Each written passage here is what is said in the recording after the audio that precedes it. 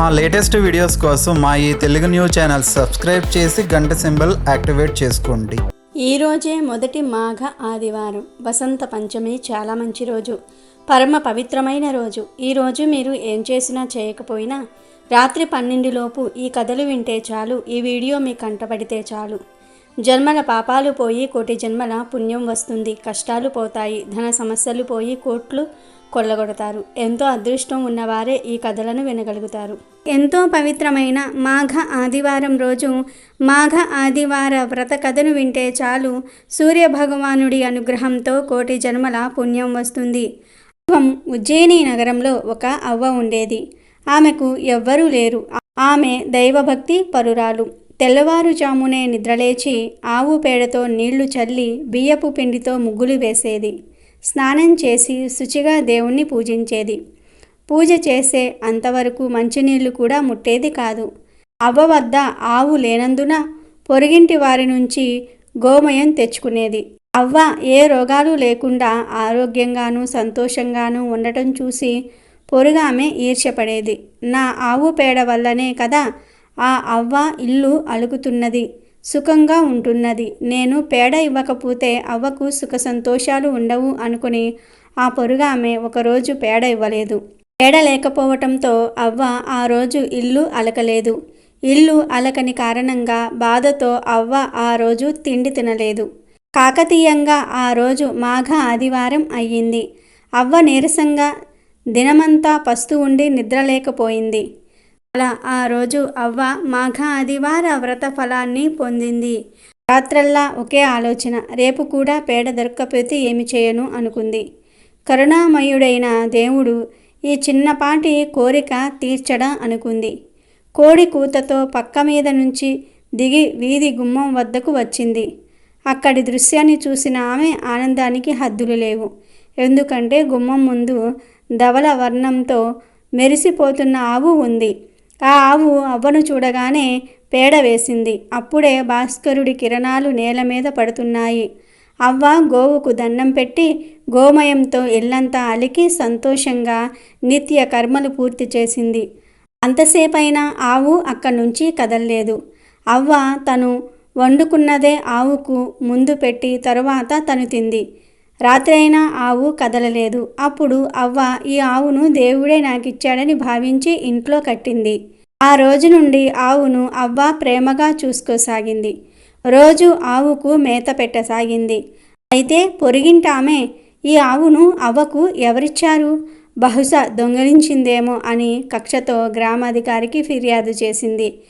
గ్రామాధికారి మనుషులు వచ్చి నువ్వు దొంగవు అని నేరం మోపి ఆవును తోలుకుని వెళ్ళిపోయారు. ఆ రాత్రి అవ్వ దేవుణ్ణి తలుచుకుంటూనే గడిపింది. అదే రాత్రి సూర్య భగవానుడు గ్రామాధికారికి కలలో కనిపించి ఆ అవ్వ దొంగ కాదు, ఆమె ప్రతిరోజు సూర్యోదయానికి ముందే నిద్రలేస్తుంది. భగవంతుడి మీద ఆమెకు చాలా భక్తి ఉంది. ఆమె అనుకోకుండా మాఘ ఆదివార వ్రతాన్ని చేసింది. ఆ వ్రతఫలం వలనే నేను ఆమెకు సాక్షాత్కరించి గోవును ఇచ్చాను. మీ ఊరిలో వారందరూ కూడా మాఘ ఆదివార వ్రతం చేస్తే నేను వారికి సకల ఐశ్వర్యాలను చక్కటి ఆరోగ్యాన్ని ఇస్తాను. తెల్లవారక మునిపే ఆవును తిరిగి ఆమెకు ఇచ్చి పరిహారంగా 10 రూకలివ్వు అని చెప్పాడు.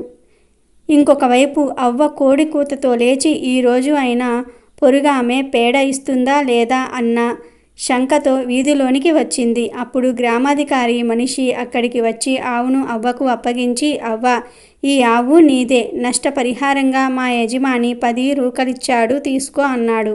అందుకే ఆనాటి నుంచి గ్రామవాసులు మాఘ ఆదివార వ్రత విశిష్టతను తెలుసుకొని ఆ వ్రతం చేయటం మొదలుపెట్టారు.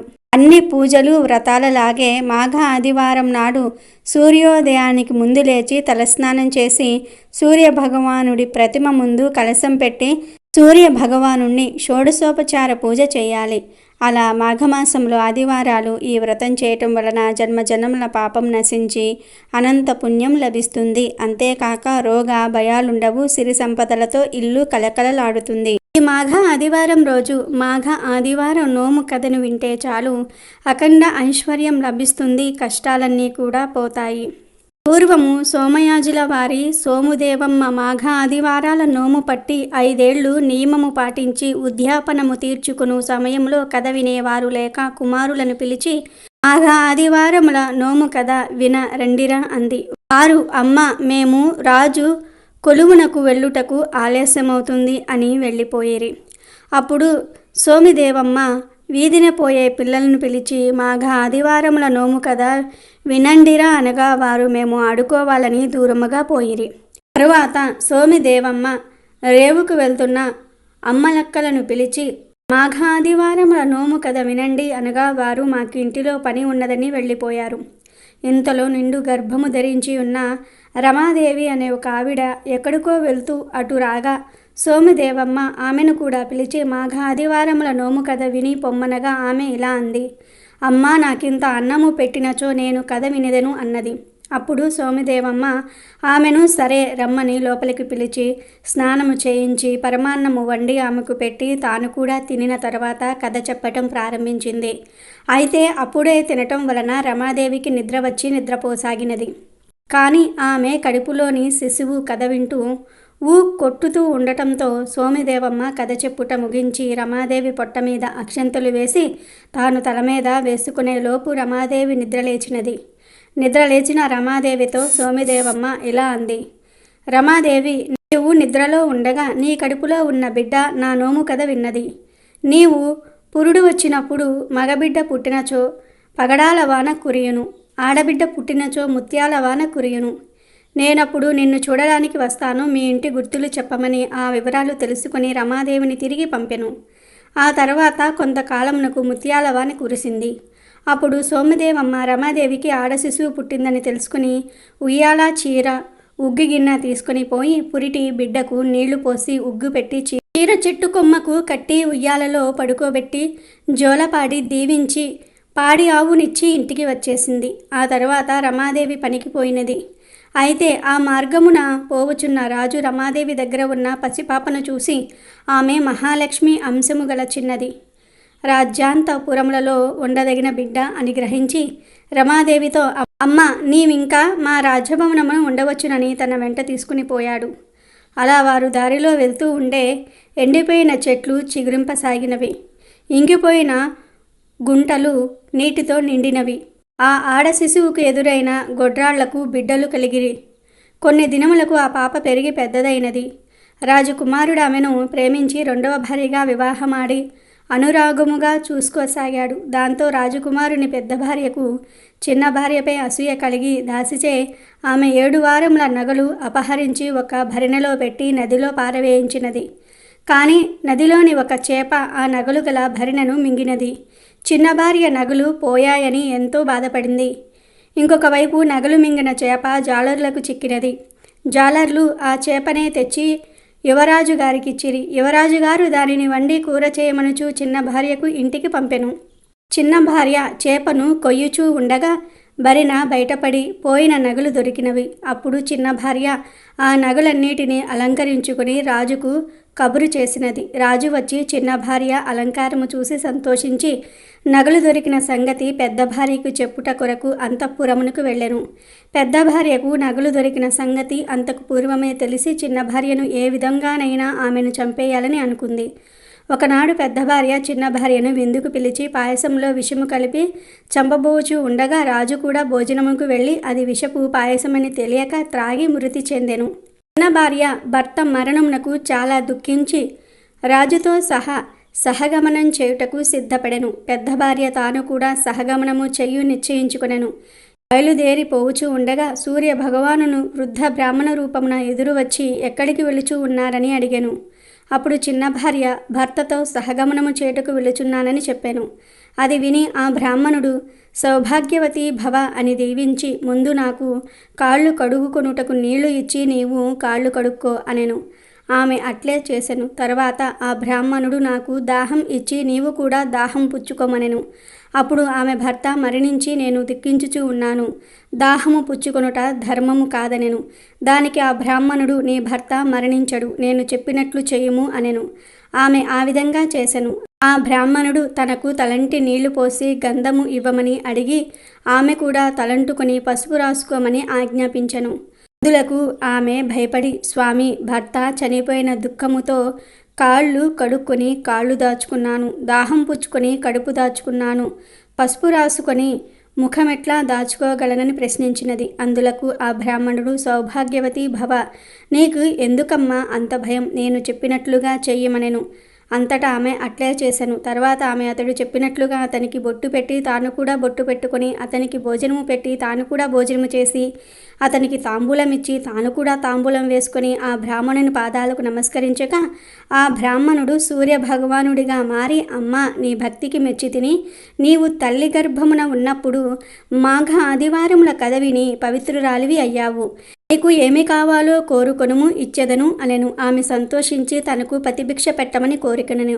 అంతట సూర్యభగవానుడు అట్లే అని అక్షింతలు ఇచ్చి, ఈ అక్షింతలు నీ భర్త శవం మీద చల్లమని చెప్పి అదృశ్యమయ్యెను. తర్వాత ఆమె అక్షింతలు తీసుకుని భర్త శవం దగ్గరకు వెళ్ళి ముమ్మారు ప్రదక్షిణం చేసి భర్త మీద అక్షింతలు చల్లగా నిద్ర నుండి లేచినట్లుగా లేచెను. అది చూసి అక్కడ ఉన్న వాళ్ళంతా కూడా ఆశ్చర్యపడి, నీ భర్త బ్రతకడానికి ఏమి నోము నోచితివమ్మా అని అడిగిరి. అందుకు ఆమె, నేను ఏ నోము నోచలేదు, ఏ వ్రతము చేయలేదు. మాఘ ఆదివారం నోము పట్టి సోమిదేవమ్మ కథ చెప్పగా ఆ కథ నేను విన్న ఫలమే గాని నేను చేసిన ఫలం కాదని చెప్పెను.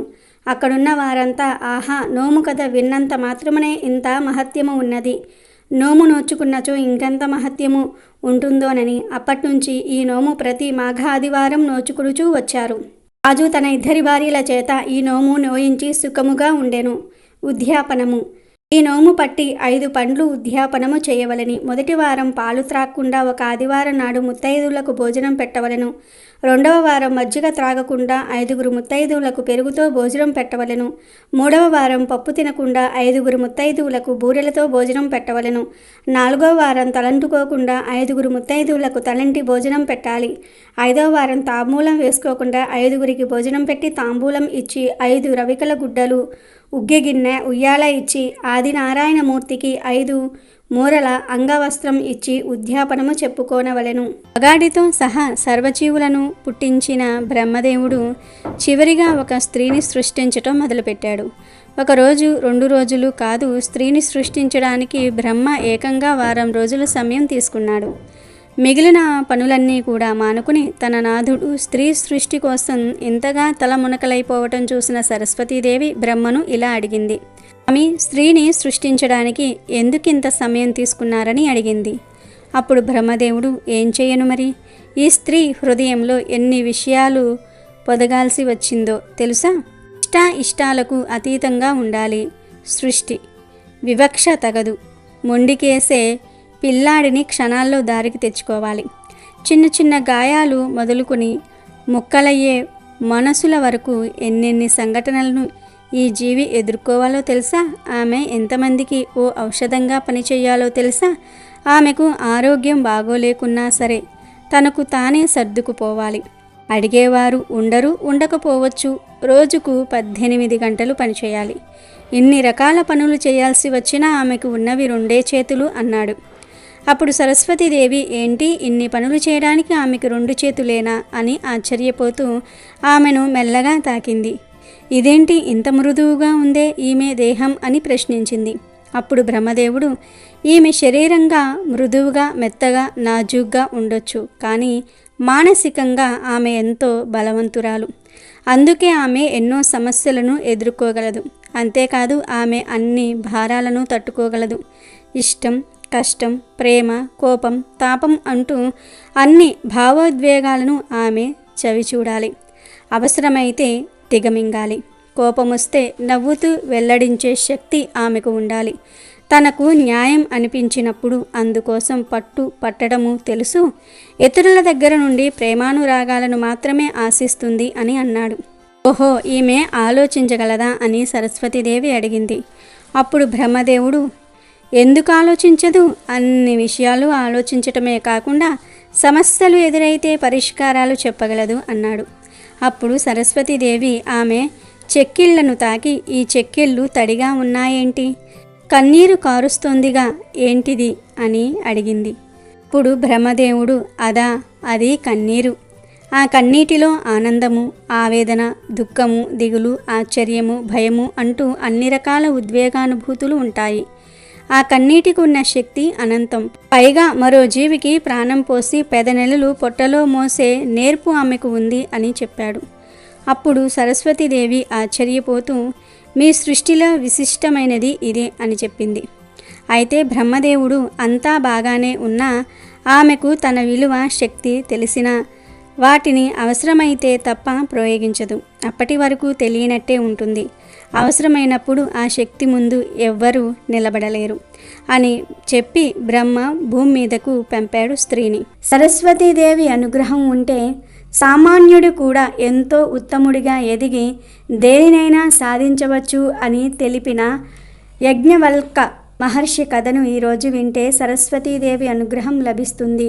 గంగా తీరంలో చమత్కారపురం అని ఒక ఊరు ఉండేది. ఆ నగరంలో బ్రహ్మరథ అనే మహర్షి ఉండేవాడు. ఆయన భార్య సునంద.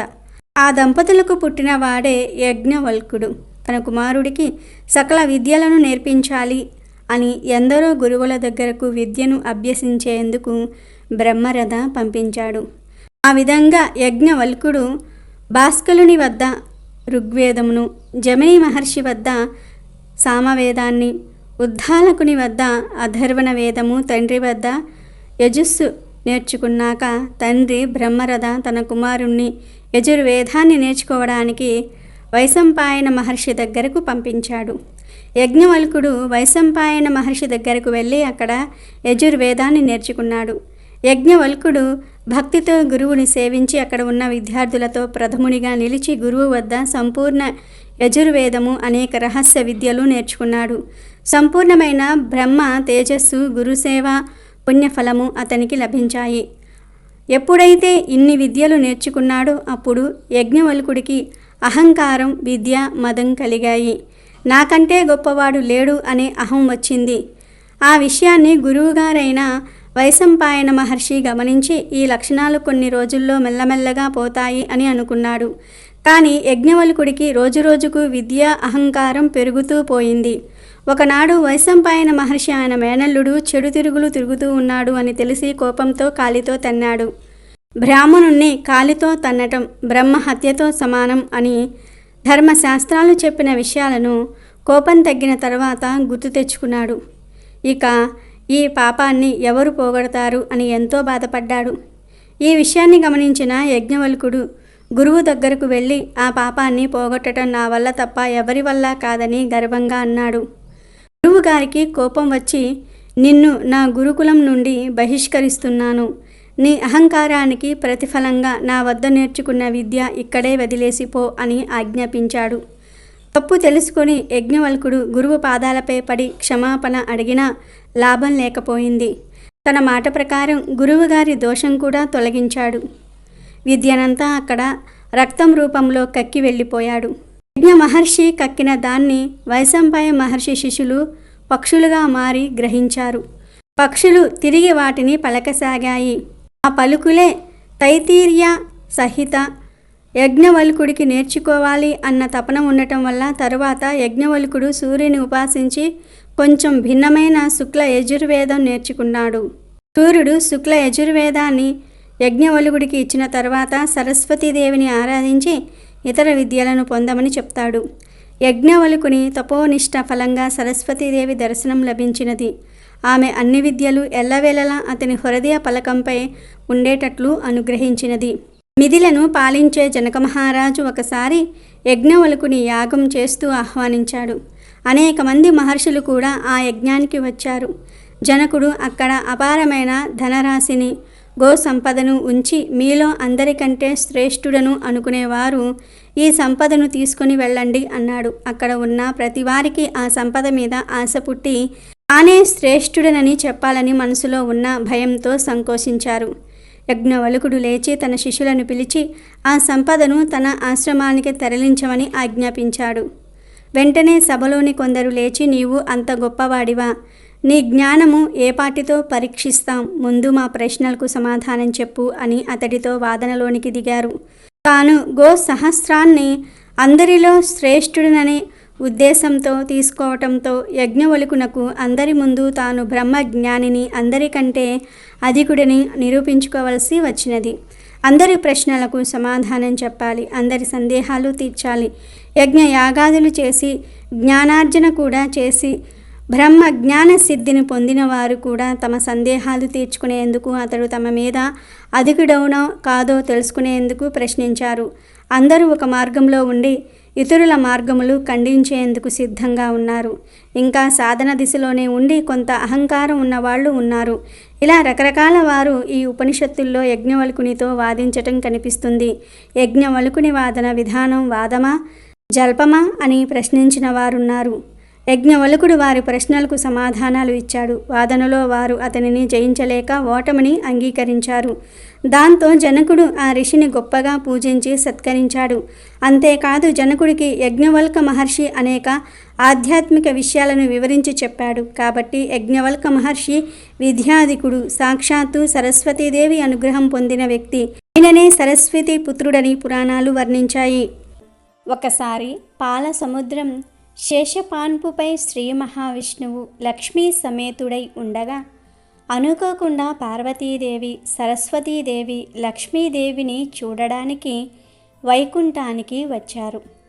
అల్లంత దూరాన వారిని చూసిన లక్ష్మీదేవి భర్త అనుమతితో ఆయన పాదాలను ఒత్తటం ఆపి శేషపాన్పు దిగి వారిద్దరిని సాదరంగా ఆహ్వానించింది. ముగ్గురు కలిసి సమీపంలోని ఓ ఉద్యానవనానికి వెళ్ళి ఓ చంద్రకాంత శీల మీద ఆసీనులై ఇష్టాగోష్ఠిగా మాట్లాడుకోసాగారు.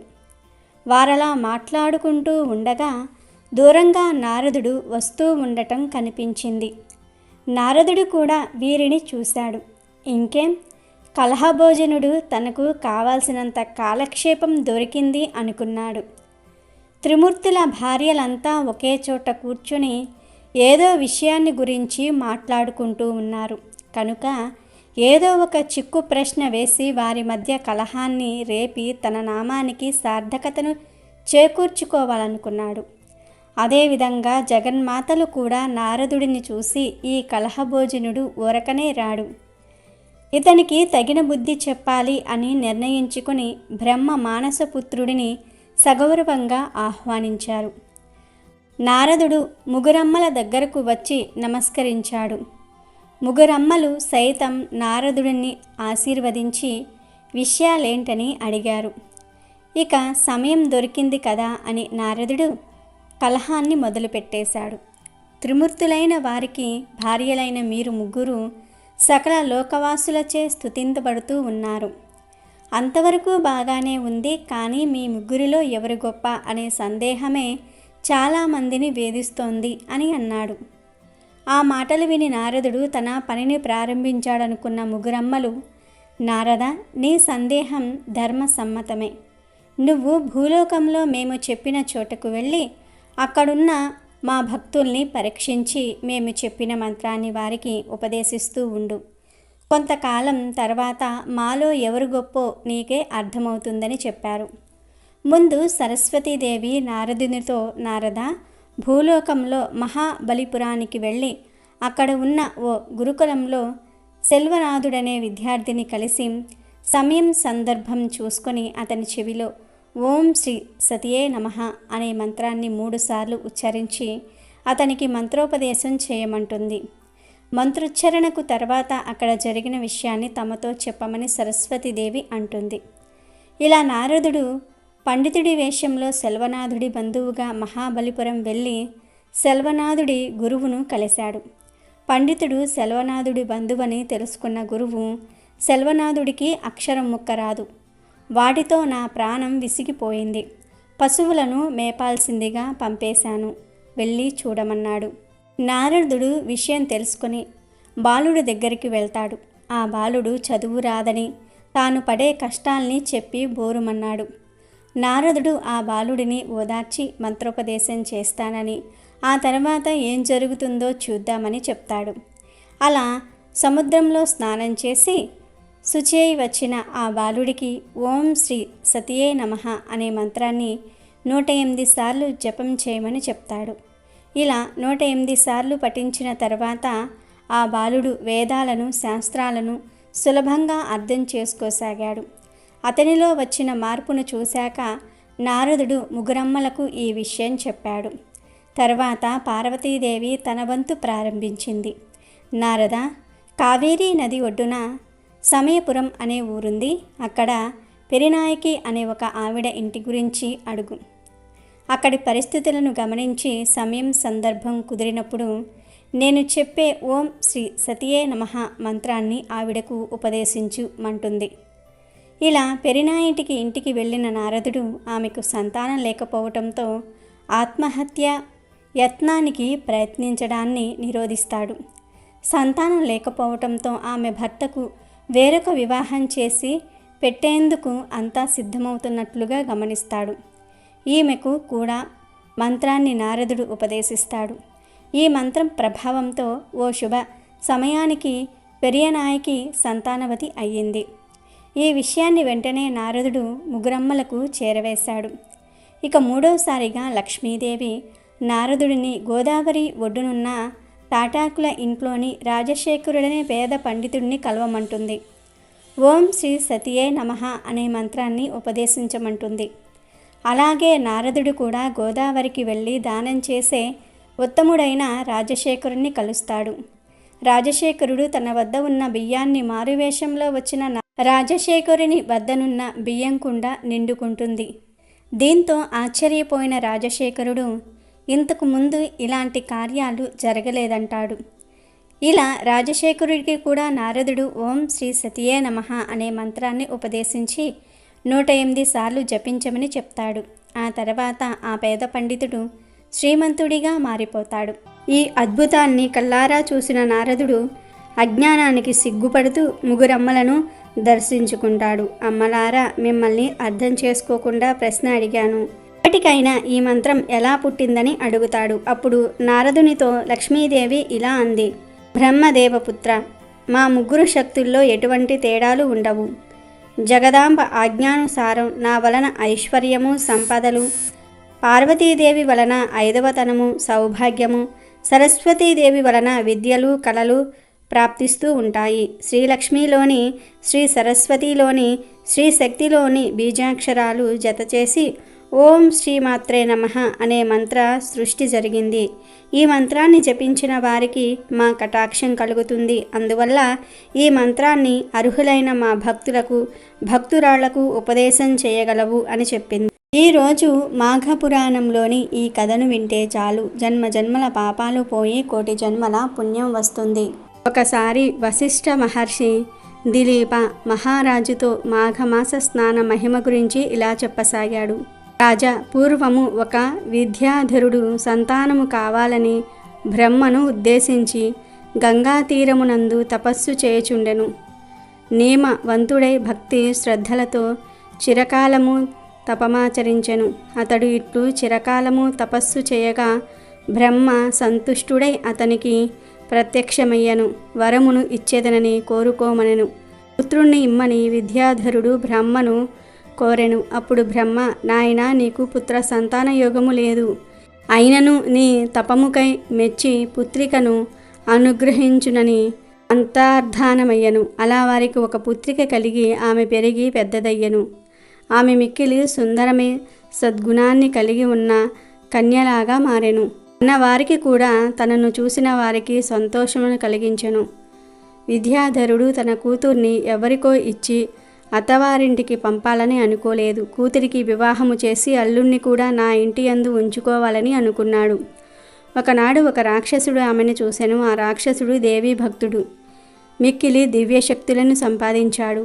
తాను కోరిన రూపము ధరింపగల శక్తి కూడా ఆ రాక్షసుడికి ఉంది. ఆ రాక్షసుడు విద్యాధర పుత్రికను చూసినంతనే ఆమె ప్రేమలో పడ్డాడు. ఆమెను ఎలా అయినా సరే వివాహము చేసుకోవాలని తలిచెను. ఆ రాక్షసుడు మిక్కిలి శక్తివంతుడు. శివుణ్ణి తపస్సు చే మెప్పించి శివుని త్రిశూలమును వరముగా పొందెను. శివుడు వానికి త్రిశూలమును ఇచ్చుచు, ఓయి, ఇది నీ శత్రువునకు ఆధీనమైనచో నీవు మరణించెదవని చెప్పి ఇచ్చెను. గర్వితుడైన రాక్షసుడు, నన్ను మించిన శత్రువు ఎవడు లేడు, అయినా నా ఆయుధము శత్రువునెట్లు చేరును అని తలచి వరగర్వితుడై ఎవరినీ లెక్క చేయక ప్రవర్తిస్తూ ఉండెను. అట్టి రాక్షసుడు విద్యాధర పుత్రికను చూసి, సుందరి, నన్ను వరించమని అడిగెను.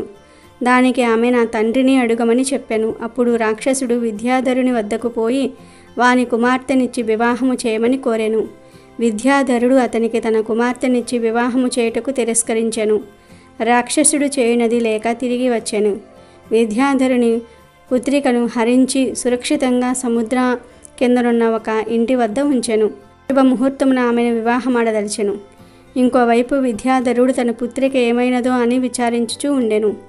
ఆ రాక్షసుడు బ్రహ్మ వద్దకు పోయి తన వివాహమునకు మంచి ముహూర్తమును చెప్పమని అడుగగా, బ్రహ్మ 8 మాసముల తర్వాత మంచి ముహూర్తము ఉన్నది, అంతవరకు ఆగమని చెప్పెను. రాక్షసుడు అందుకు అంగీకరించెను. అతడు తర్వాత విద్యాధర పుత్రిక దగ్గరకు వచ్చి ఆమెతో 8 మాసముల తర్వాత శుభముహూర్తమున నిన్ను వివాహమాడదలుచుకున్నాను అని చెప్పెను. ఈలోపు నిన్నేమీ బాధింపను, నీవు కోరిన వస్తువులను తెచ్చి ఇచ్చేదను అనగా ఆమె ఏమీ మాట్లాడలేదు. రాక్షసుడు మరలా అడుగగా, నాకిప్పుడేమీ అక్కరలేదు, ప్రతి సోమవారము సాయంకాలమున శివుణ్ణి దర్శించు వ్రతమున్నది గనుక దర్శించి పూజించుటకు శివలింగం ఎదుట ఉన్నదో చూపమని అడిగెను. ఆ రాక్షసుడు పాతాళంలో ఉన్న హటకేశ్వరుణ్ణి చూపించెను. విద్యాధర పుత్రిక రాక్షసుడి అనుమతితో శివ సందర్శనమునకై ప్రతి సోమవారము పాతాళమునకు పోయి వచ్చుచూ ఉండెను. ఒకనాడు ఆమె పాతాళ లోకమున ఉన్న హటకేశ్వర స్వామిని దర్శించుకోవడానికి వెళ్ళెను. అప్పుడు అక్కడకు త్రిలోక సంచారియగు నారద మహర్షి కూడా హటకేశ్వరుని దర్శింపవచ్చి ఆమెను చూచెను. ఆశ్చర్యపడి, అమ్మాయి, నీవిచట ఉన్నావేమని అడిగెను. అప్పుడు ఆమె తన వృత్తాంతమును చెప్పెను. రాక్షసుడు తనను సముద్రము కింద ఉన్న గృహమున నిర్బంధించినని చెప్పెను. నారదుడు ఆమె చెప్పినదంతయు విని, అమ్మాయి, భయపడకుము, విష్ణు భక్తుడైన వాడే నీకు భర్తగా వస్తాడు. నీకు భర్తయగు వానిని నీ వద్దకు పంపుదును, అతడే నీ భర్త, విచారింపకము, నా మాటను నమ్ముము. నీకొక ఉపాయమును చెప్పెదను, వినుము. ఇచ్చట శివునికి ఎదురుగా మానస సరోవరము కలదు. మాఘమాసమున నీవి సరస్సులో స్నానమాచరింపుము. వంద పుష్పాదులతో శ్రీమన్నారాయణ్ణి పూజించి ప్రదక్షిణ నమస్కారములను చేయుము. మాఘమాసమంతయు ఇలా చెయ్యుము. ఇలా చేసిన వారు కోరినది తప్పక లభించును. శ్రీమన్నారాయణుడు నిన్ను కాపాడుతాడు. మాఘమాసము పూజాధికము, సత్య ఫలములిచ్చును. నా మాటను నమ్మమని చెప్పి నారదుడు తన దారిన తాను పోయెను.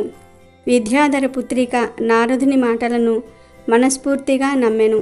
ఆమె మాఘమాసమంతయు హటకేశ్వర పురమందున్న మానస సరోవరము వద్దకు వెళ్ళి స్నానం చేసి పూజ మునగు వానిని చేయుచూ ఉండెను.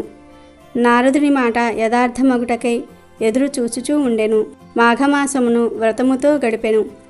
నారదుడు లోక సంచారము చేయుచు సౌరాష్ట్ర దేశమును పరిపాలిస్తున్న శ్రీ మహావిష్ణు భక్తుడగు హరిద్రదుడను మహారాజుకు చూచెను. ఆ రాజు సర్వకాల సర్వావస్థలయందు శ్రీ మహావిష్ణువును స్మరించుచూ ఉండెను. అందరి యందును శ్రీమన్నారాయణుడే ఉన్నాడని దర్శించుకుంటూ ఉండెను. అందరినీ హరి అని ఆహ్వానించుచూ ఉండెను. విష్ణువు అని పిలుచుచూ ఉండెను. గోవింద అని మాటలాడుతూ ఉండునే. శ్రీకృష్ణ అనుచు వస్తువులను స్వీకరించును. దోమాదర అనుచు భుజించును. కేశవ అనుచు నిద్రించును.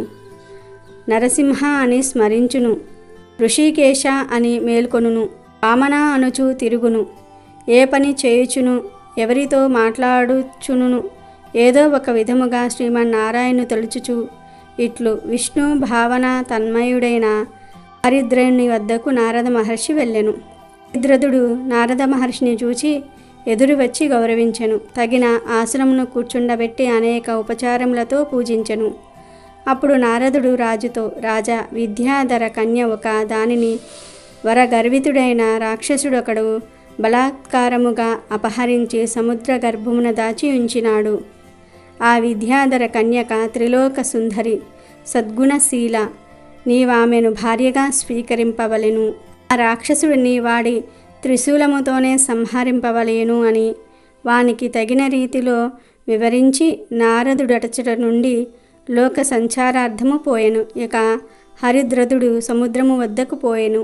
నారదుడు చెప్పినట్లుగా సముద్రము వానికి తనలోనికి వచ్చుటకు మార్గము నొసంగెను.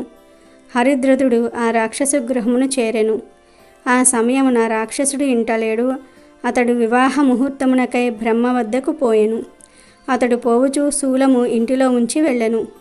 రాజు రాక్షసుని ఇంట నున్న శివుని శూలమును గ్రహించి ఉండెను. రాక్షసుడికి వచ్చునప్పటికీ తన శూలము పరహస్తగతమైనదని గమనించెను. అప్పుడు రాక్షసుడు ఆ రాజును చూసి, ఇట్టి వానితో యుద్ధము చేసి మరణించినను మంచిదే అని తలిచి హరిద్రునితో యుద్ధము చెయ్యదలిచెను. రాక్షసుడు హరిద్రుడు చాలా కాలము యుద్ధము చేసిరి. హరిద్రతుడు శివుని శూలమును ఉపయోగించి రాక్షసుని సంహరించెను. ఆ రాజు రాక్షసుని సంహరించి విద్యాధర పుత్రిక వద్దకు పోయెను. ఆమె నారదుని మాటను స్మృతికి తెచ్చుకొనెను. వానిని భర్తగా ధరించెను. హరిద్రతుడు ఆమెను వివాహమాడెను. ఆ దంపతులు విష్ణు భక్తుల విష్ణు పూజను మాఘమాస స్నానమును మానక చేయుచూ ఉండెను. చిరకాలము సుఖశాంతులతో శుభలాభములతో జీవితమును గడిపి శ్రీహరి సాన్నిధ్యమును చేరిరి అని వశిష్ఠుడు మాఘ స్నాన మహిమను దిలీపునికి వివరించెను. ఒకసారి శివుడు పార్వతీదేవికి మాఘమాస మహత్యమును గురించి ఇలా చెప్పసాగాడు. ఒకనాడు గౌతమ మహర్షి తన శిష్యులతో కలిసి తీర్థయాత్రలు చేయుటకై ఉత్తర దిక్కుకు బయలుదేరాడు. వారు అనేక పుణ్య నదులలో స్నానములు చేయుచు ప్రసిద్ధ క్షేత్రములను దర్శించుచు మార్గము ముందున ముని పొంగవులతో ఇష్టాగోష్ఠులు జరిపించుకొనుచూ ఉన్నారు. అప్పటికి మాఘమాసము ప్రవేశించుట వలన కృష్ణానదిలో స్నానము చేయవలసినదిగా ఆ ప్రాంతమునకు వచ్చి విడిది చేసిరి. గౌతమ ముని తన శిష్యునితో కలిసి కృష్ణానదిలో సూర్యోదయ సమయంలో స్నానం చేసి తీరమున ఉన్న ఒక రావి చెట్టు వద్దకు వచ్చి శ్లోకాన్ని ఈ విధంగా చదివాడు. మూలతో బ్రహ్మ రూపాయ మధ్యతో విష్ణు రూపిణే అగ్రయే శివ రూపాయ వృక్షరాజయతే నమః అని రావి చెట్టుకు నమస్కరించి ఆ చెట్టు మొదట ఆసీనులై శ్రీహరిని విధి యుక్తముగా పూజించిరి. ఆ తరువాత శిష్యులందరికీ కూడా మాఘమాస ప్రభావమును వివరించారు. ఈ విధంగా ప్రతి దినము కూడా ఆచరించుచూ ఉండగా ఒకరోజు ఆ చెట్టు మొదట మండపము ఏర్పరిచి ముగ్గులు వేసి బొట్లు పెట్టి మామిడాకు తోరణాలు కట్టి అలంకరించుకున్నారు. ఆ మండపము మధ్యలో శ్రీహరి చిత్రపటం ఉంచి పూజించినారు. ఆ విధంగా పూజించుచున్న సమయంలో ఒక ఆడకుక్క అక్కడికి వచ్చి భగవంతుడికి చేయుచున్న పూజా విధానమంతయు కూడా రెప్ప వాల్చకుండా దీక్షతో చూచుచు ఆ రావి చెట్టునకు ఎదురుగా కూర్చుని ఉండెను. శిష్యులు వారి వద్దనున్న దండముతో దానిని బెదిరించిరి. ఆ కుక్క అచ్చటి నుండి లేచి ఉత్తర దిశ వైపు మళ్ళీ మరలా తూర్పు తిరిగి ఆ వైపు నుండి దక్షిణ దిశకు కడలి మరలా యథాప్రకారము పడమటి దిశలోనే కూర్చుండెను. శిష్యులు మరలా బెదిరించిరి. ముందు చేసినట్లే కుక్క రెండవసారి కూడా ఆ మండపం చుట్టూ తిరిగి వచ్చెను.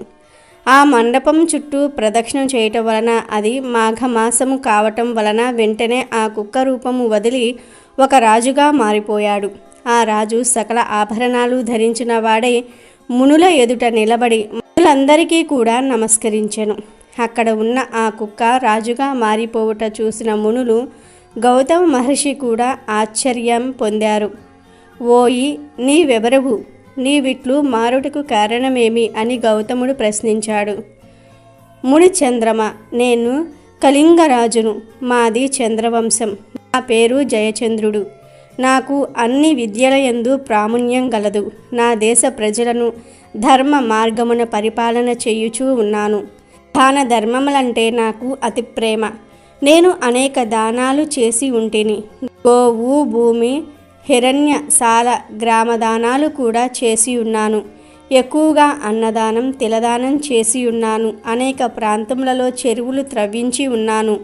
నూతులు త్రవ్వించి బాటసారులకు నీడనిచ్చు నిమిత్తం అన్న సత్రములు, మంచినీటి చలివేంద్రములు, మరెన్నో పుణ్యకార్యాలు చేసి ఉన్నాను. అనేక దేవాలయాలను నిర్మించి దైవ విగ్రహాలను ప్రతిష్ఠించినాను. సద్బ్రాహ్మణుల చేత వేదాలు చదువు పండితుల చేత ఎన్నో క్రతువులు చేయించి ఉన్నాను.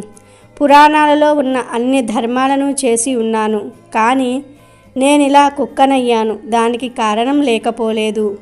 ఆ కారణం కూడా మీకు తెలియపరుస్తాను వినుడు అని ఇలా చెప్పటం మొదలుపెట్టాడు. ఒకానొక దినమున ఒక ముని పుంగవుడు గొప్ప యజ్ఞం ఒకటి తలపెట్టాడు.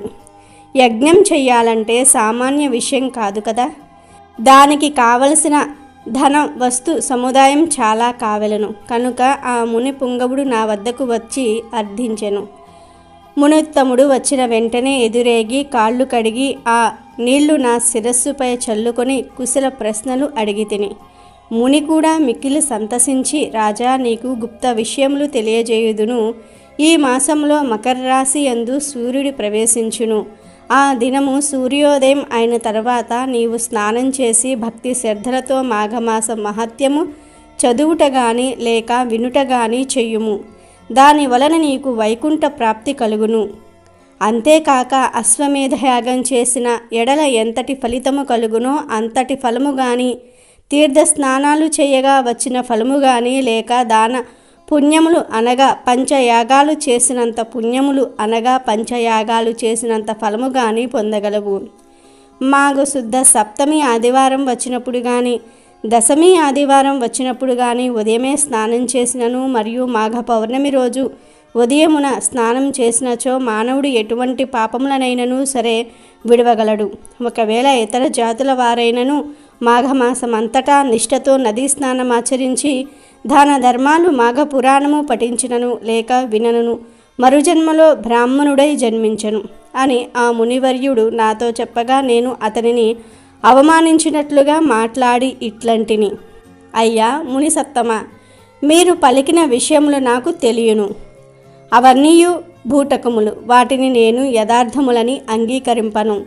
ఏవో అతిశయోక్తులు తప్ప మరొక్కటి కాదు. నేను మాఘ స్నానములు చేయుట గాని, దాన పుణ్యాదులు చేయుట గాని, పూజ నమస్కారములు ఆచరించుట గాని చెయ్యను. చలి దినములలో చన్నీళ్లు స్నానములు చేయుట ఎంత కష్టము. ఇక నాకు ఈ నీతి బోధలు చెప్పకు, నాకున్న ఫలము చాలు అని ఆ మునితో అంటిని. ఆ మాటలకు మునికి కోపం వచ్చినది. ముఖం చిట్లించుకొని, సరే, నేను చెప్పవలసినది చెప్పి తిని, అది నా ధర్మము అని యజ్ఞమునకు కావలసిన ధనమును తీసుకోకుండా వెళ్ళిపోయినాడు. అంతటి నేను ఆ ముని చేతులు బట్టి బ్రతిమిలాడగా ఎట్టకేలకు ముని అంగీకరించి ధనము తీసుకుని పోయెను. ఆ విధంగా నేను కొంతకాలము రాజ్యమేలి ప్రాణములు విడిచి తిని. తర్వాత నాకు కుక్క జన్మయే వచ్చినది. నా పాప ఫలమేమో గాని కుక్కగా 7 జన్మలు బాధపడి తిని. ఇప్పుడు మీరు చెయ్యి పూజా స్థలము చుట్టూ 3 పర్యాయములు ప్రదక్షిణలు చేసి తిని గనుక నా పూర్వజన్మ నాకు కలిగినది. దైవ యోగమును ఎవ్వరూ తప్పించలేరు కదా. ఇటులా కుక్క జన్మతో ఉండగా మరలా నాకు పూర్వజన్మ ఎటుల సంక్రమించినదో వివరింపండి అని వేడుకున్నాడు. ఆ రాజు చెప్పిన మాటలకు ఆ ముని ఆశ్చర్యపడి, మాఘమాసమును నీవు చులకనగా చూచుట వలన ఎంతటి విపత్తు కలిగినదో తెలుసుకున్నావా? అనుభవమే చెప్తున్నది కదా నీకు. నీ వద్దకు వచ్చిన ముని సత్తముడు, ఉత్తముడు. అతడు పలికిన విషయములన్నీ కూడా యథార్థములే. నీవి కుక్కవై ఎటుల పవిత్రుడైతవో ఆ వృత్తాంతమును వివరిస్తాను విను. సావధానుడవై ఆలకింపుము. నేను నా శిష్యులతో ఈ మాఘమాసమంతయు కూడా కృష్ణవేణి తీరమందు ఉన్న కృష్ణానదిలో మాఘస్నానం ఆచరించుచు స్నానములు జపములు చేసి తిరిగి మరొక పుణ్యనదికి పోదామని వచ్చి ఉంటిమి. మేమందరము ఈ వృక్ష రాజము కింద విష్ణు విగ్రహాన్ని పెట్టి పూజించుకునుచూ ఉన్నాము. కుక్క రూపంలో ఉన్న నువ్వు దారిని పోతూ ఇచ్చటి నైవేద్యమును చూసి తినాలనే ఆశతో పూజా సమీపమునకు వచ్చి కూర్చుంటివి. అప్పుడు నీవు ఎలాగున్నావో తెలుసా? నీ శరీరము బురద మైల తగిలి ఉన్నది. చూచుటకు చాలా అసహ్యంగా ఉన్నావు. పరిశుద్ధమై భగవంతుని పూజ చేయుచున్న సమయంలో అచటకు జంతువు గాని పక్షి గాని వచ్చియున్న దానిని తరిమివెయ్యుట సహజమే కదా. నీవు అసహ్యంగా ఉన్నందున శిష్యులు నిన్ను తపోదండంతో తరిమిరి. నైవేద్యం తినాలనే ఆశతో ఈ మండపం చుట్టూ తిరిగి యథాస్థానమునకు వచ్చి కూర్చుంటివి. మరలా నా శిష్యులు నిన్ను కొట్టబోవుటచే తిరిగి మళ్ళీ వచ్చి ఉన్నావు. అట్లు 3 పర్యాయములు తిరుగుటచే భగవంతుడు నీ రూపమును మార్చి నిజ రూపమును ప్రసాదించినాడు. అనగా మాఘమాస ఫలం భగవంతుని మండపం చుట్టూ తిరగటం వలన పునర్జన్మ వచ్చిందన్నమాట. ఇక మాఘమాసమంతయు నదిలో స్నానం చేసి భగవంతుణ్ణి ధ్యానించి పురాణ పఠనం చేసినచో ఎంతటి ఫలం వచ్చునో ఊహించుకొనుము అని గౌతమ ఋషి చెప్పగా రాజు వినుచూ ఉండగా అంతలోనే ఆ రావి చెట్టుకు ఉన్న ఒక తొర్ర నుండి ఒక కప్ప బయటకు వచ్చి గౌతమ ఋషి పాదములపై పడి బెకబెకమని అరిచి అటూ ఇటూ గెంతుతూ ఉండెను. అలా గెంతుతూ మండపము వద్దకు వచ్చి చూస్తూ ఉండగా కొద్ది సమయంలో హఠాత్తుగా కప్పారూపమును వదిలి ముని వనితగా మారిపోయెను. ఆమె యవ్వనవతి, అతి సుందరాంగి. గౌతమ ఋషిని చూడగానే ఆమెకు జ్ఞానోదయమై తన యొక్క పూర్వజన్మ వృత్తాంతమంతయు జ్ఞప్తికి వచ్చినది. అంతటా గౌతమ ముని, అమ్మాయి, నీవెవరి దానవు? నీ నామధేయమేమిటి? నీ వృత్తాంతమేమిటి అని ప్రశ్నించెను. అప్పుడు ఆమె తన పూర్వజన్మ వృత్తాంతము తెలియజేయుటకై ఇట్లు చెప్పసాగెను. శ్రేష్ఠ, నా వృత్తాంతమును తెలియజేయుదును, ఆలకింపుము. నా జన్మస్థానము గోదావరి నది సమీపమునందు ఉన్న ఒక కుగ్రామము. నా తండ్రి పేరు హరి శర్మ, నా పేరు మంజుల. నన్ను నా తండ్రి కావేరీ తీరవాసియగు జ్ఞానానందుడు అనే వానికిచ్చి పెండ్లి చేసుకొనెను. అతడు దైవభక్తుడు, జ్ఞాని, నిగరివి. మాకు వివాహమైన వెంటనే అతని వెంట కాపురమునకు వెళ్ళినాను. మరి కొన్నాళ్లకు మాఘమాసము ప్రవేశించినది. ఒకనాడు నా భర్త సఖి మాఘమాసము ప్రవేశించినది. మాఘమాసము చాలా పవిత్రమైనది. ఈ మాసం మహత్తు చాలా శ్రేష్టమైనది. నేను నా బాల్యము నుండి ప్రతి సంవత్సరము మాఘ స్నానములు చేచు ఉన్నాను. నీవు నా భార్యవు గావున నీవు కూడా ఈ మాఘమాసమంతా ఈ కావేరీ నదిలో స్నానమాచరించుము. ప్రతినిత్యము ప్రాతకాలమున నిద్ర నుండి లేచి కాలకృత్యములు తీర్చుకొను సమయమునకు తెల్లవారుజామున సూర్యోదయమవుతుంది. సూర్యుడు ఉదయించిన వెంటనే నదికి పోయి నదిలో స్నానం చేద్దాము. ప్రభాత సూర్యునికి నమస్కరించిన తర్వాత నది ఒడ్డున విష్ణువు యొక్క చిత్రపటమును పెట్టి పువ్వులతోనూ మంచి గంధము, అగరు, ధూప, దీపములతోనూ పూజించి ఆమెకి కండ చక్కెర, పటిక బెల్లము నైవేద్యమిచ్చి నమస్కరిద్దాము. తర్వాత తులసి తీర్థము పుచ్చుకొని మన కుటీరమునకు వచ్చి మాఘ పురాణమును రోజుకు ఒక అధ్యాయము చొప్పున పఠిద్దాము. దీని వలన మనకు చాలా ఫలము కలుగును. నీ 5వ తనము చల్లగా ఉండును అని హితబోధ చేసెను. నేను అతని మాటలు వినిపించుకోకుండా రుసరుసలాడుతూ అతనిని నిజముగా చూశాను. నా భర్త చాలా శాంతస్వరూపుడు. అయినను నేను హద్దుమీరి మాట్లాడుటచే అతనికి కోపము వచ్చి, ఓసి మూర్ఖురాలా, నా ఇంటికి వచ్చి నా వంశమును ఉద్ధరిస్తావనుకున్నాను. ఇంత దైవ ద్వేషివని నాకు తెలియదు. నీవిక నాతో ఉండదగవు. మాఘమాస వ్రతము నీకింత నీచముగా కనిపించినదా? అదియే నీ పాపమునకు నిన్ను శిక్షించును గాని నీవు మగని మాట విననందున కృష్ణానదీ తీరమందున్న రావి చెట్టు తొర్రలో కప్పవై పడి ఉండువుగాక అని నన్ను శపించెను. అలా నేను కప్పగా మారి ఈ రావి చెట్టు త్వరలో ఉంటున్నాను అని ఆ మహిళ ఋషితో చెప్పింది. అప్పుడు గౌతమ ఋషి, అమ్మాయి, భయపడకము. నీకీ శాపము కలిగి 1000 ఏండ్లు పైగా అయినది. ఇంతకాలము నీవు అనేక కష్టములు పడి జీవించినావు. నీ భక్త ఏకాంతముగా చాలా కాలము జీవించి హరినామ సంకీర్తనలు చేస్తూ మృతుడయ్యను. అతడిప్పుడు వైకుంఠంలో ఉన్నాడు. నీవు నీ పతి మాటలు విననందున ఎంత కష్టపడినావో తెలిసినది కదా. మాఘమాస వ్రత ప్రభావము అసామాన్యమైనది. సకల సౌభాగ్యములు, పుత్ర సంతతి, ఆరోగ్యము కలుగుటమే కాక మోక్ష సాధనము పొందడానికి కూడా ఈ మాఘమాస వ్రతము మించిన మరి యొక్క వ్రతము లేదు. నీ భర్త దూరదృష్టి కల జ్ఞాని. అతని గుణ గణాలకు అందరూ సంతసించువారు. అతను నిన్ను మనవాడిన తర్వాత తన వంశం అభివృద్ధి చేసుకోవాలనే ఆశతో ఉండేడువాడు. కానీ నీ వలన అతని ఆశలన్నీ నిరాశలైపోయినవి. నీ మూర్ఖత్వము వలన నీ భర్తకు కోపము కలిగి నిన్ను శపించవలసి వచ్చెను. నిన్ను నీళ్ళల్లో స్నానము చేయమన్నాడు, నీవు చేయనన్నావు. అందువలన నీకు జలము దొరకకుండా చెట్టు త్వరలో జీవించమని శపించాడు. ఈ దినమున దైవ నిర్ణయంచే నీవు నా సమక్షములో పడినందున నీ భర్త శాపము ప్రకారము మరలా నీ నిజ రూపమును పొందగలిగినావు. అందున అది మాఘమాసము, కృష్ణానది తీరము. కావున మాఘమాస వ్రత సమయము నీకు అన్ని విధములుగా అనుకూలమైన రోజు. అందుచే నీవు వెంటనే శుచివై రమ్ము. స్త్రీలు గాని పురుషులు గాని ఈ సమయంలో ప్రాతకాలమున స్నానము చేసిన ఎడల విష్ణు సాన్నిధ్యమును పొందుదురు.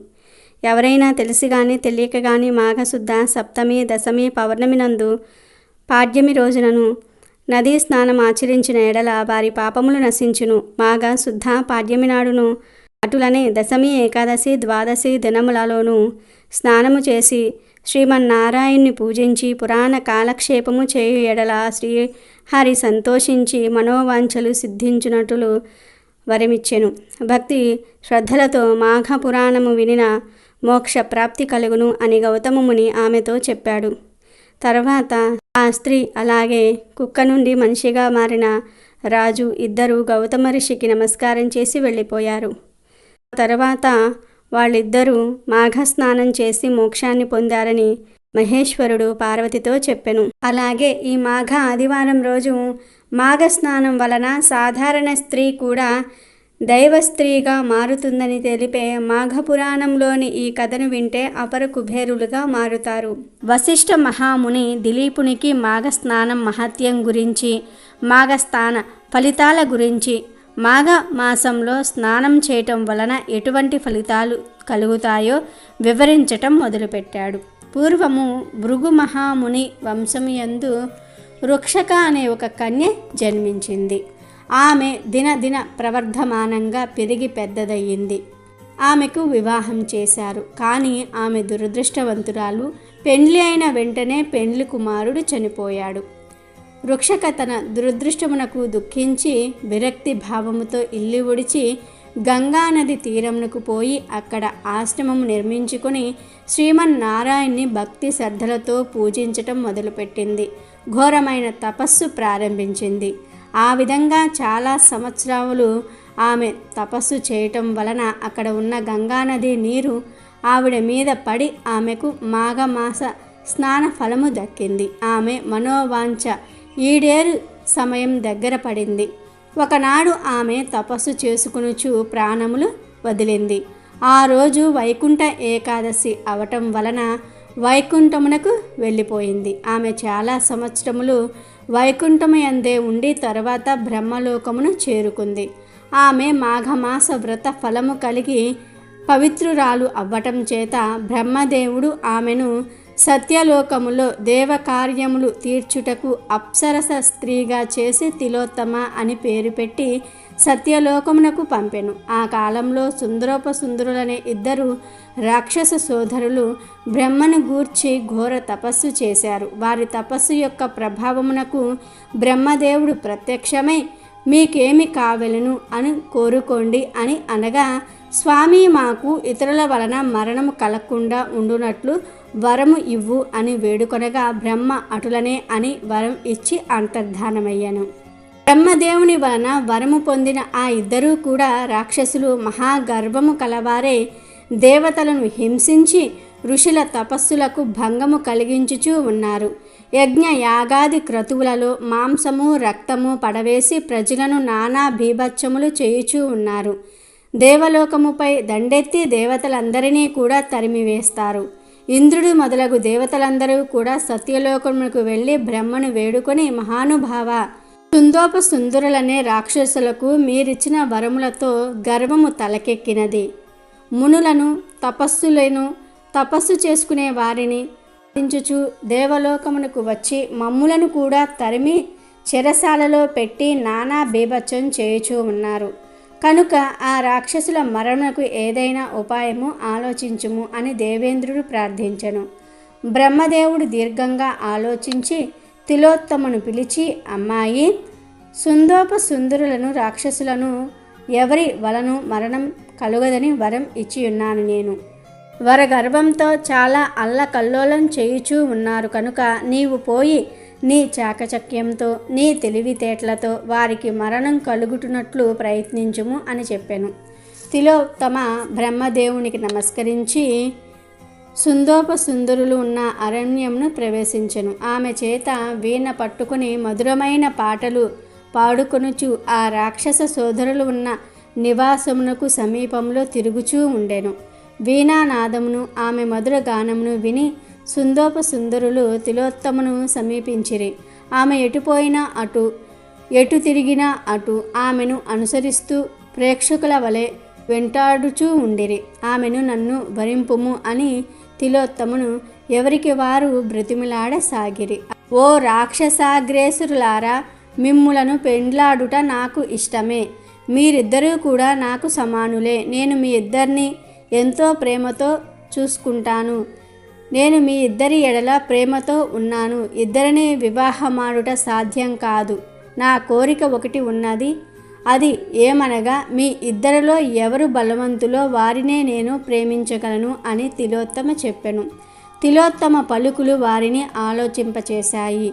నీకంటే నేను బలవంతుణ్ణి అని సుందరుడు అంటే, లేదు నేనే బలవంతుణ్ణి అని ఉపసుందరుడు అన్నాడు. ఇద్దరికి వాగ్వాదం పెరిగి పౌరుషం వచ్చింది. మనిద్దరిలో ఎవరు గొప్పో తెలుసుకుందాం అంటూ ఘోర యుద్ధానికి తలపడ్డారు. గంధ యుద్ధము, మల్ల యుద్ధము చేశారు. పలు రకాల ఆయుధాలతో పోరాడుకున్నారు. చివరిగా కత్తి యుద్ధం చేస్తూ ఒకరి కత్తి మరొకరి కంఠానికి ఖండించుకోవటంతో ఇద్దరూ కూడా చనిపోయారు. వారిద్దరూ కూడా మరణించటంతో దేవతలందరూ కూడా సంతోషించారు. తిలోత్తమను పలు విధాలుగా ప్రశంసించారు. బ్రహ్మదేవుడు కూడా సంతోషించి, తిలోత్తమ, నీ చాకచక్యంతో సుందరుల పీడను తొలగించావు. దేవతలందరికీ కూడా ఆరాధ్యురాలివి అయ్యావు. ఇదంతా కూడా నీవు చేసిన మాఘమాస వ్రత ఫలితమే కానీ మరొకటి కాదు. ఇక నుండి నీవు దేవలోకంలో అందరిచే అధికురాలివిగా ఆదరింపబడతావు. నీ జన్మ ధన్యమైనది. వెళ్ళు, దేవలోకంలో సుఖించుము అంటూ ఆమెను దేవలోకానికి పంపించాడు. కాబట్టి మాఘస్థానం అంతటి పవిత్రమైనదని దిలీపునికి వశిష్ఠ మహాముని చెప్పాడు. ఆదివారం రోజు పాలు బెల్లము పొంగలిని తయారు చేసి వేడి వేడి పొంగలిని చిక్కుడు ఆకుల్లో వేసి సూర్యుడికి నివేదన చేసి ఆ తర్వాత కుటుంబ సభ్యులంతా ఆ పొంగలిని తినాలి. ఇలా తింటే ఆరోగ్యానికి చాలా మంచి జరుగుతుందని మన పూర్వీకులు చెప్పారు. ఇక మాఘ ఆదివారం రోజు ఇంట్లో ఎట్టి పరిస్థితుల్లోనూ ములక్కాడ, ముల్లంగి కూరలను వండకూడదు, తినకూడదు. వీటితో పాటు మాంసం కూడా మాఘ ఆదివారం పూట తినకూడదు. గుడ్లు, చేపలు, మాంసం ఇవేమీ కూడా ఈరోజు తినకూడదు. నిజానికి ఏ ఆదివారం రోజు మాంసాహారం తినకూడదు. కానీ కలి ప్రభావం వలన ప్రజలు ఆదివారం రోజే మాంసం తింటూ ఉన్నారు. కానీ ఆదివారం రోజు మాంసం తినకూడదని, మద్యం జోలికి వెళ్ళకూడదని శాస్త్రాలలో చెప్పారు. కాబట్టి మాఘ ఆదివారం రోజు ముల్లంగి, ములక్కాడ, మాంసాహారం అస్సలు తినకూడదు. వీటితో పాటు రాగి, ఉసిరికాయను కూడా ఆదివారం రోజు తినకూడదు. కాబట్టి ఈరోజు రాత్రి 12 లోపు ఈ వీడియో చూస్తే చాలు, ఈ కథలు వింటే చాలు. అదృష్టం మీ తలుపు తట్టినట్లే. ఈరోజు ఎవరైతే ఈ వీడియోను చూస్తారో, ఈ కథలను వింటారో వారికి జీవితంలో దేనికి లోటు రాదు. సూర్యుడి అనుగ్రహం కలుగుతుంది. రాజయోగం పడుతుంది. అఖండ ఐశ్వర్యం సిద్ధిస్తుంది. కష్టాలు బాధలన్నీ కూడా పోతాయి. సకల ఐశ్వర్యాలు సిద్ధిస్తాయి. కోటి జన్మల పుణ్యం వస్తుంది.